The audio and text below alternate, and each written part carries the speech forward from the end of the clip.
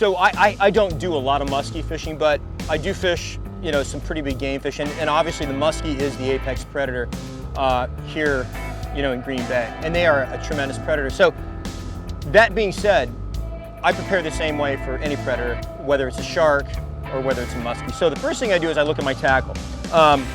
Making sure you have really sharp hooks is critical. So checking all your hooks prior to the trip is critical. The way I do that is after I sharpen them, I take the point of the hook and I run it down my fingernail. And if it makes a nice little, you know, if it digs into my nail and you can see it, you're in the game, you're sharp enough. So make sure everything is solid on these lures, and this is a Rapala. So your split rings are solid, your swivels are solid, check your knots, okay? And your fluorocarbon trace leader. The other thing you want to do is you want to check your drag system.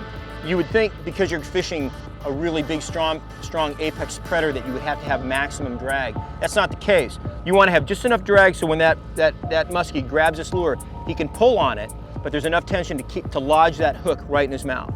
And that's critical. If the drag's too tight, you're going to lose the fish, and these muskies will straighten your hook out, okay?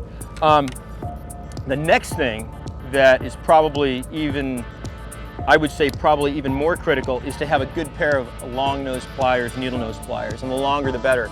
Because if you look at the business end of a muskie, you don't want to get your fingers or your hands anywhere near that.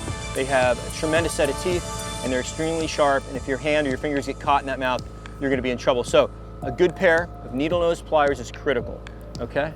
Have a variety of lures. So we've got the Rapala, we've got the storm bait here. These are great, jointed baits are great. And when you're muskie fishing, you're throwing a lot of different stuff out there to see what those fish are hitting. And it can change from you know, hour to hour, maybe every 10, 15 minutes, depending on what's going on in terms of the weather pattern, the barometer, the cloud cover, the wind, all that stuff. So it's technical fishing.